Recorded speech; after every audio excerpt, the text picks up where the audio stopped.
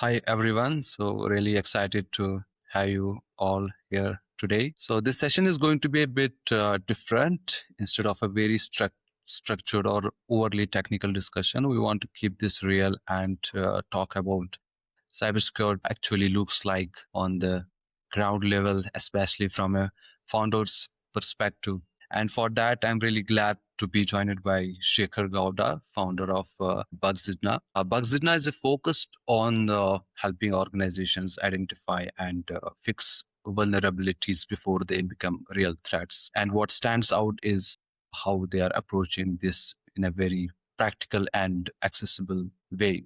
So Shekhar is also truly involved in the cybersecurity ecosystem through CSA Bangalore and CyBe Global, which gives him a very grounded, community-driven perspective on how things are evolving in India. Shekhar, great to have you here and really appreciate you taking the time. So how are you doing today? Doing great, doing awesome. Thank you, Sarfraz and the CSA Bangalore team. I want to start with a confession. My first real encounter with cybersecurity wasn't in a classroom or a boardroom. It was in a robotics lab at Northeastern University when I realized the systems that we were building were only as strong as the infrastructure underneath them. That's where all the story begins for me. And yeah, I'm glad to be here and talk through some interesting stuff. Definitely, it's a pleasure having you here, Shekhar.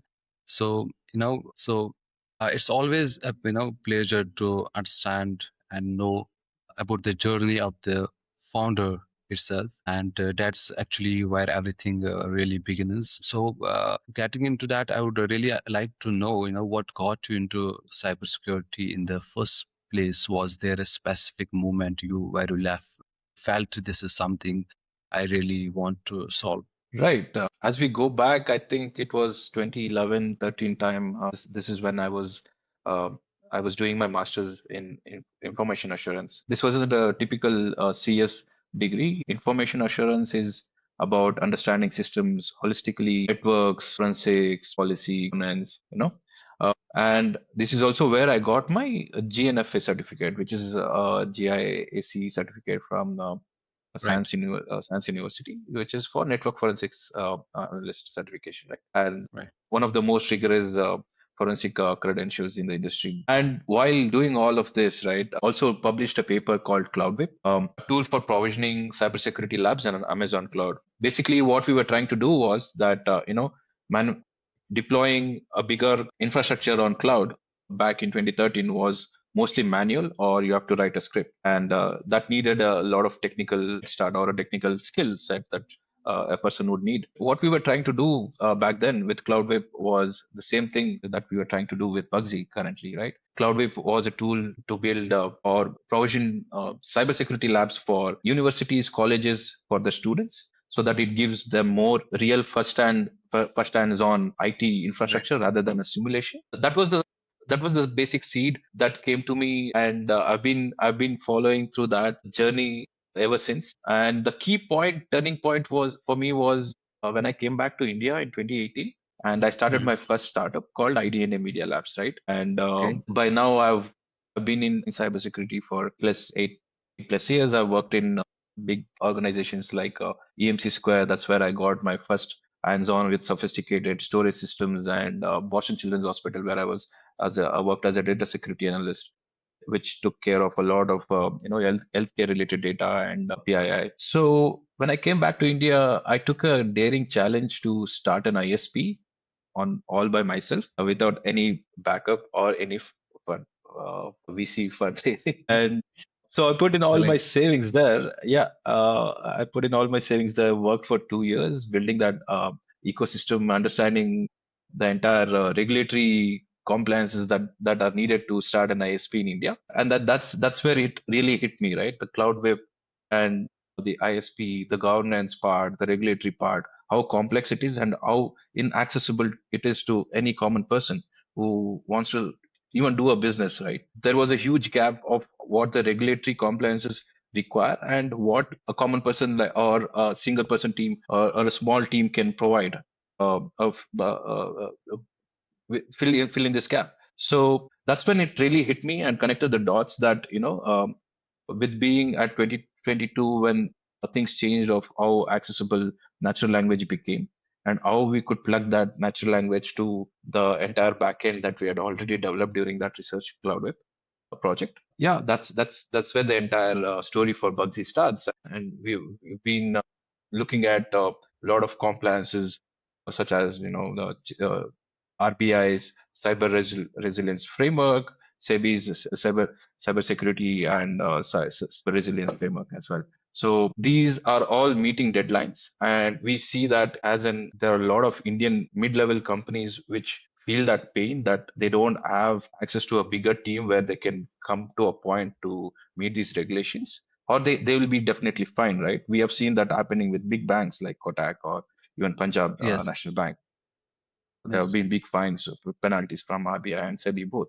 So this is where the Bugsy falls in, and that was a major inspiration. And we hope to help as many as people that we could reach out and democratize secure infrastructure, cloud infrastructure, to as many as people possible. That's interesting, Shekhar. And, especially what you said about, spotting the problem early and understanding it. And honestly, in a lot of conversations I have had with founders across cybersecurity and different regions as well. So it usually starts exactly there, a very real and a very personal problem that you spot on. And I guess that naturally led into building Bugzidna. And Right. I would like to know, what did the earlier version look like? How different is it from what you have built today? Right. I think we are in a crazy era of building and breaking stuff very fast. If you Hmm. ask me how evolved I am today, like with Bugsy, Yeah. I think 2 days ago, if you had asked me what I was doing, is not what I'm doing today. I would say that not entirely, but what I'm saying is that that's how fast things are changing, and that's how Right. fast we also have to move and be relatable as of today's context. Correct. So where it started to where it is now, it's a leap change. I think, as I was saying, it all started with a research paper in a Hmm. small use case of deploying, automating a process of deploying cybersecurity labs for Hmm. students in university to actually being coming to a proact utilizing the knowledge that we learned throughout this journey of Hmm. building that into an ISP and the governance part and all of that, coming to this point where we are at now, saying that we believe our core philosophy currently is that we kind of, I think we are away from that era of reacting to stuff. We are fast moving towards having to be proactive, especially in cybersecurity. So that's the major evolution that has happened over the past couple of months with Bugsy. Great. That's actually interesting. And also, once real users come in, things Yeah. shifts quite a lot and quite a bit, and that's where the real learning actually begins. So, when you moved from idea to pilot to actual deployment, what Mhm. changed the most for you in that transition? Right. So, like any other founder, no, most of the 90% of startups would ideas fail because of this test called mom's test, right? It's basically something that I found that it's a close problem to me. I solved it for myself, then I try to find another shaker or someone else. So Okay. that's the major approach. But what has changed, what we have learned in this journey of with Bugsy, right? Bugsy has been through, by the way, multiple incubation and accelerator programs, notably Okay. T-Hub in Hyderabad, where we kind of built from prototype to MVP in just 100 days. And we were after that we were part of CySec, which is Center of Excellence for cybersecurity or under ITBT and ISC in Karnataka, where we went through a 1 year program, and it was mainly about the GTM, right? So prototype to MVP, MVP to GTM. So during this GTM period, this is when we went to the community out and we kind of understood their initial reactions to the tool. Um, Majorly, one major issue that we initially found with our own tool was that it was solving my problem, but it was not solving everybody's problem, right? And that's the case in most of the problem statements that we get. And yeah, but again, I think I can talk about that later on of Yeah, personally how I learned from that journey. But with the tool itself, how it has changed is what we were thinking was a tool which would work in university level would also work in enterprise, right? But it was a different ball right. game altogether. We had to be certified our own self, and our tool has to be, so it came to a point where we realized that of what we are saying that Bugsy can do to others. So Bugsy should be able to do to Bugzidna by itself first. If Okay, only if we can deploy our own infrastructure but through Bugsy in more secure way, and we can audit it, and we can say everything that we are capable of doing. And that was what the path we took. Basically, we went through that journey. That was our initial learning, and we were trying to fit in a lot of pieces together. But we soon realized, talking to the initial prospects, that it is generally only one or two things that you need to solve at a point of time, and just focusing laser focused on those one one particular problem will get you to a point where you get a paid customer soon. interesting insights, Shekhar. So also one thing I would like to talk about here is that and that's something we should not especially forget in cybersecurity space is that trust plays a huge role. Because at Correct. the end of the day, you are asking organizations to rely on you for something extremely critical. And so, in the early days, what was actually harder, building the technology or getting people to trust what you are building? As a founder, I would like to share some insights on this. Think, yeah, trust plays a key, a very much key role in cybersecurity, and especially with very price sensitive economy like India, it comes to a point where a random person can't really sell anything to anybody as of today. It has to be Mhm. reviewed, it has to be peer reviewed, it has to be said, it has to be resonated by many more people. We have Yeah, got used to exactly. these social media likes and comments, and the more the people hear about you, that is only when Credibility. you kind of build that. So Mhm. that's the reason I think we hardly uh, we dependent much on the community itself. It's amazing and fortunate to be in Bangalore because there is such a huge ecosystem of, and there is such a number of community members working at different levels, right? The Mhm. dynamics of it helped us a lot in personally for Bugsy wise, right? To get that word out there that we are here. If there is an issue for them with IAC, if there is an issue with them, to build, generate Terraform, secure Terraform code. Someone actually, while talking randomly, that they said that a third person actually mentioned about us even before we met them. So that's the kind of loop that we need to create for sure. Trust is very important, and it is a journey. I wouldn't really say, though I was very fortunate to have made such a connect with amazing communities. It is not that doesn't stop there. Persistent. We'll have to keep hitting hard, and uh, believe in what we are doing, and believe in the community itself. Right? That makes a huge difference, I think. And that's all to say about how we can build a trust with becoming a new brand. And there is one small example I kept saying initially in the initial days. Right? See, the vision for Bugsy is that we want to become a brand out there in globally coming out of India. That especially in cybersecurity, we see companies coming from Israel, we see companies coming from European countries and US, but for India, it is being very hard. And I think that shift is happening at this current moment as we see Yes. like CloudSec and amazing companies and ideas coming out of India. I think that's where we also want to build, and we want to build partners and customers over in India, solve Indian problem first, and then want to go globally. That's how we can build a trust globally. To Yes, Shekhar. Actually, that's it's really fair and honest assessment, I would say.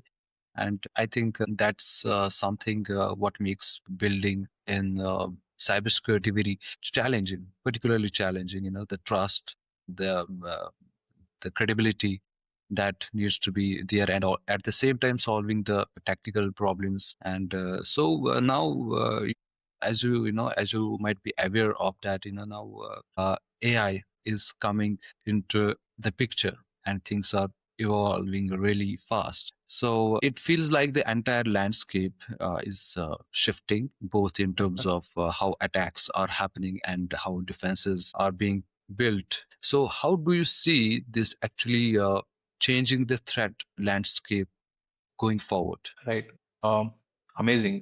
That's a really good question. Brings me back to what I woke up on April 7th. That was the day before yesterday. To a new blog post that was published by Anthropic. They announced this project called Glasswing. It's a Yeah, I coalition also of saw. AWS, Apple, Microsoft, CrowdStrike, Mm. bring in 40 other companies, huge companies out there, and they're deploying something called Cloud Mythos. That is the next version of Opus. Mythos Preview, right? It's an unreleased version, and why it is still unreleased because Anthropic were talking about, hinting about this much earlier, that they are afraid that if they let this out in the wild, it could catch fire. So, and the reason they built this project Glasswing was to contain this fire that it could catch. And it's amazing that how AI models have changed the entire landscape of defense and offensive side. Like the Mythos was able to basically fix so many day vulnerabilities in a single day, and also goes back to 27 years in one of the Linux versions BSD. So something that has not discovered by so many human reviews and millions of automated security tests for 27 years. A model came and figured the way out, and is helping us fix. Yeah. And that's where I think it's, and this is not only with Anthropic. We see with many other frontier models like Google DeepMind have their own code reviewer called Code Mender. OpenAI is also said that they would grant about 10 million for just finding cybersecurity vulnerabilities in open source tools. So it is a plus point. I never take the new technology as something which is taking us back to a cave for never. Mm. I think the technology is always going to help us move much faster and much quicker. And for us, how this all changes is because we are still how can we be proactive? How can we not let a vulnerable code being generated? So that is a crucial point the conversation changes to, right? All of these tools are finding vulnerabilities or helping remediate these vulnerabilities in the codes that are already existing, or after the fact that you generate a code and then you do these scans and then let an LLM solve the security part for it. How can we write a secure way of code where there are no vulnerables is a point where we should be reaching, and the agents and these LLMs are simply getting us there much quicker. And this is an amazing decade, I would say, to live in for anybody in this matter, Yeah, very especially in interesting. cybersecurity. It is definite for me, at least. It is definitely not taking away any kind of jobs or anything. It is only removing. I would say it is only removing the cognitive overload that we add of doing mundane tasks every day, reviewing hundreds of false positives and trying to correlate these false positives into something that never existed in the first place. So yeah, rather I have so much more time now. I could look into many more things. I could Yeah, actually try to solve the real world problems now, right? do more So things. right, the amount of time that we have got because of the AI era as we speak, I think is amazing, and I wish everybody looks at the same way, and actually so that we can all look into a beautiful future. Tomorrow. Yeah. So yeah, so we can, I think, say the pace is the it's changing, and it's quite changing very fast and accelerating, and it's becoming for some organizations as well. I would say it's becoming harder for them to keep up. So what we can talk about here is more like why does your all approach, or I would say Hmm. solution, fit into Hmm. this AI driven environment? Right. The first point I was already mentioning to you was that, most of these AI tools, again, still are working at a case where there is already code generated. or they generate the code and then you again do the scanning part. Where So, we are standing is being at a point where the generate how we can validate or how we can provide a validation proof that with a greater accuracy that whatever code or whatever infrastructure that Bugsy is setting up is at mhm. much more secure and Yeah. meeting all the compliances and uh, meeting all the frameworks that is needed by any BFSID or HIPAA compliance Yes. needed, right? And also, secondly, the most important for me, like in person, I feel like access to information or knowledge, like why I went back into ISP was the same reason. I wanted to build a decentralized internet, and the whole purpose of doing that was trying that experiment was, giving access to knowledge and accessibility to but good internet speed and how things can change because of that to everybody. And the same way, even today, how we place ourselves with Bugsy is the same thing that we want to democratize this gap. Like, for Yeah. example, the Mythos preview was only given to these Fortune 40 companies, right? Uh, but for Bugsy, it should be given to everybody. Uh, and we want to make these frontier grade security accessible through natural language without you needing of 100 million credit line philanthropic or a seat in project glasswing stables. Yes. That's where our major now work has been on day to day basis, how we can get to a point where we can democratize this to as many people Yeah. as we can. I mean, one use case I can give you to understand what I think that motivates, will right? be. Right. So, like, let's take a scenario where we call him Rajesh. He's an IT head of, say, a cooperative bank, which has about 45 branches just in Karnataka. But this cooperative bank has only four-member IT team. They have to Mhm. manage the accounts, creation, deletion, the IAM part. They also have to take care of providing the actual operating system level security applications, deploying applications on infrastructure. On top of that, Yeah. they'll have to look into multiple cloud service providers, right? And this Right. is only four-member team. Mhm. Say, imagine they, and they're all doing this manually, right? Because it's a four-member team. They never had a time to sit and automate it, right? Any changes need to be happen. They go to say they're using AWS, so they go to the AWS Mhm. console and they click, and that's when the changes happen and the Mhm. auditing cycle comes later on and the same thing repeats and Yeah. repeats again, right? But what if Rajesh could say just open up Bugsy and say, but so okay, before that Rajesh receives a letter now that from SEBI that they have to be compliant with CS cybersecurity and cyber resilience framework by beginning of April first week of 2026. He has only four-member team, and now for some reason, though he was operating in Karnataka, their entire AWS infrastructure was from is placed in Singapore for probably pricing or something, some other reason, or they didn't even realize that. But now, because they have to be compliant to this framework, now they have to sit and because everything was manual. First of all, they have to understand what they've been deployed and replicated over here and do all of that stuff, right? Say one of the members of the team comes across Bugsy, like a tool like Bugsy, which is basically using natural language now. All they have to say is like deploy a secure VPC on AWS Mumbai region with AES 56 encryption that is at rest and a DLP monitoring set, database security activity logging, and also reporting hooks that follows all these compliance framework needs. Right. And it goes, figures out what is exactly is the user was asking him to do. And it writes a compliant infrastructure as code, Terraform code, Mhm. and it tests that code in sandbox and then takes an approval from the user. And when he approves it, it goes and deploys it, right? So imagine this now, right? Rajesh was like tensed, and by the morning he was very tensed and didn't know how to do because the deadline is tomorrow or day after. He has only 2 more days. By the end of weekend he has to do all this. But if we had to do the same thing manually, if the four-member team had to do the same thing manually, they would have had sat down to just learn HCL or Terraform for 2 weeks Mhm. or 3 weeks, Mhm. and then another 2 weeks to write something which might work or which might not work, and Yeah. then again migrated and all of that. This would definitely would have taken them months together, and night, day and night. And I'm talking about day and nights, right? But Bugsy would have solved. Bugsy would them within a couple of days. The entire work is done, and you're audit ready at the deployment part.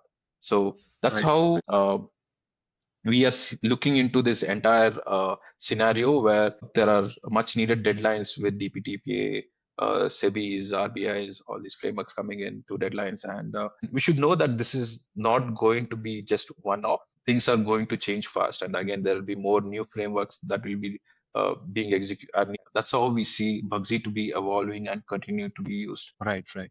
So thank you, Shekhar, for sharing this practical example. It's quite interesting and understandable at the same time.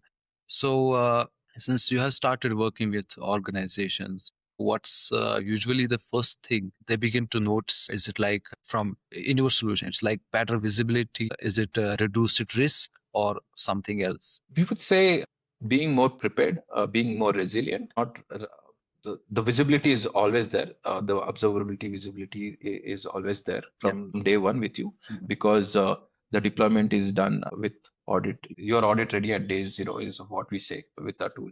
So that kind of back tracing to what happened with each resource at what particular time and why it moved from state to state, you had that visibility from the beginning. What we would say, how we would say is that the first note people would want to use Bugsy is for is to be being prepared, being resilient. Say your incident response, as certain steps need to be taken to contain or anything like that. What Bugsy can also do is like calculate a blast radius of a particular state of a resource. Right? If something is misconfigured, it can immediately alert the user saying these are the other resources that could get affected or that the amount of data that could be get compromised in the rest or in the flight. So that's something that Bugsy can do actually. And all this is happening with not a dashboard that you generated or anything, right? It is happening in real time. You're talking to a DevSecOps engineer in natural language, in simple English, and that's made a lot of a difference. I think coming from it's not only built for a technical person; it's majorly built for CISOs and CXOs who doesn't need to be in-depth knowledge of how their infrastructure is set up. Zooming out a bit and looking at India right now, why do you see and why do you think the biggest gap still exists when it comes to cybersecurity? Is it awareness, implementation, or something else? Right. I think I would like to zoom a little bit out.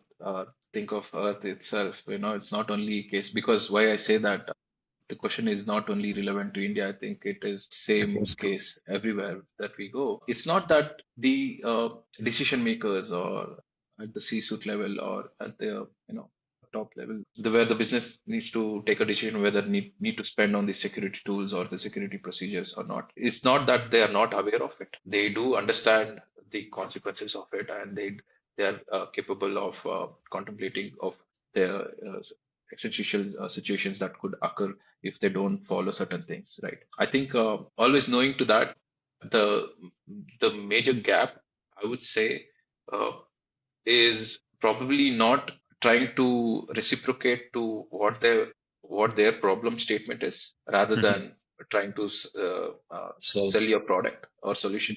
I think that majorly doesn't work, which I've learned in my past startups. Right. But the thing is that you identifying what one individual is asking for or is in need, I think is the most crucial point. Is the most crucial gap that exists today. It's not that people are not aware of the certain tools or certain frameworks that they need to be complied with.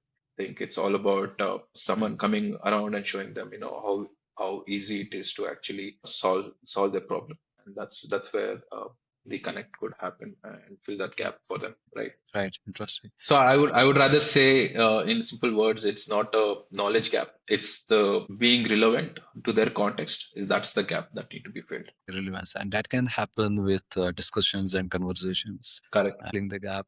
And Right. so, actually, that's something we have been quite quietly working on that as well. So I would say, like from your perspective, Okay, how important do you think are platforms like CSA Bangalore meaningful for the industry when it comes to discussions and collaborations and filling the gap? Right. Think so. As I was saying, yeah, right. As someone who was selected at SciSec cohort 4 and for cybersecurity, and I see CSF Bangalore as the community layer that makes technology meaningful. Mhm. Like anybody could build best security tools out in the world today. But if your CISOs, as I was telling earlier, that if your CISOs, if your IT managers or your developers don't understand why it matters and how to use it, you've never solved that problem, right? Or you've not solved anything. So I think that's majorly where, for me at least, CSA came to picture, and they've helped me to connect with and have these conversations and insights that I with just a single day event also, right? But obviously, I've been into other events that CSA conducts of monthly chapter meets and things like that. But the conversations that we have at the back end is where which gives us more motivation towards building amazing tools Yeah. which are meaningful to others as well, right? I think that's where the community part of CSA plays a bigger role for founders and startups like us. Thank you, Shekhar, for sharing your interesting point of view regarding CSA Bangalore and Cybe Global. So I also would like to add something here. I have had personally had the chance to speak with a lot of startups and teams across different markets, and this seems to be recurring pattern what you mentioned about the gap and about the conversations and discussions and relevance as well. So Right. I think gaps like these are exactly why there is a need for more focused and real conversations in the industry. I would not say like not just at a high level, but discussions that are actually practical and solution driven. And at the same time, we are that's something we have been trying to address through the initiatives like the fifth edition of our CyBe AI Summit 2026 that will be happening Mm. on the 3rd and 4th of September, where the focus will be actually on bringing together people who are actually working on these challenges, especially at the intersection of AI and cybersecurity, and creating conversations that go beyond just theory. Amazing. And I'm that's looking forward to it. Yeah. so. And I would say, from your perspective, and before we kind of wrap up, I would like Mhm. to hear from you where how do you see yourself contributing to something like this kind of. I mean, definitely. I believe someone was actually telling me at SciSec, actually, my program manager was saying this. Is also a mentor. He believes in giving first and then asking for something. But with CSA, at least, I think I did the other way around. I would definitely want to give back in ways I want to explore. I think I am in a good relationship with Miss Pooja Agarwal as well, Yes. and we have spoken over a couple of things that we can do with CSA. Definitely, I think one immediate avenue that we can explore with CSA is that CSA conducts these cyber war rooms, That's and a I good. think our platform could be used to conduct these cyber war rooms, give more hands-on Yeah. experiences to Real participants life over there. scenarios. That's an amazing use case that I can think of on top of my head right now. But other Mm. than that, as I said, I would really look forward to work more towards building this community, which has given me so much motivation every day.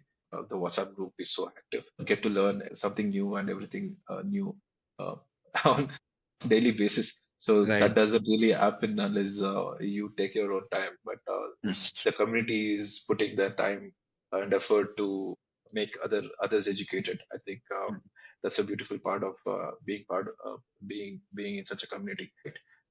That being said, I think having this founder engine behind me, I think the experiences that I've been, I could also probably share and help many ideas to be put into as a service or a product or coming to existence. Basically, in that thought, I just want to give one simple advice for people to try and do.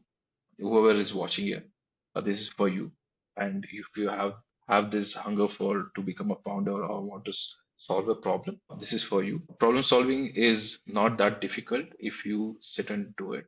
Anybody can do that. But always pick one problem and to one customer and solve that. Onboard them as design partners. Take that design partners into case studies and make others talk about it. That's how you can build that trust in cybersecurity community. And it is easy for 10 people to say your tool or your product is good, then others will just follow you. This is a simple template that I would probably follow if I can go back 2 years for myself. And I think use the community for this, to initial validation to find these problem statements that you could solve for them, right? That's what I could say, and I could do. Thank you, Shekhar.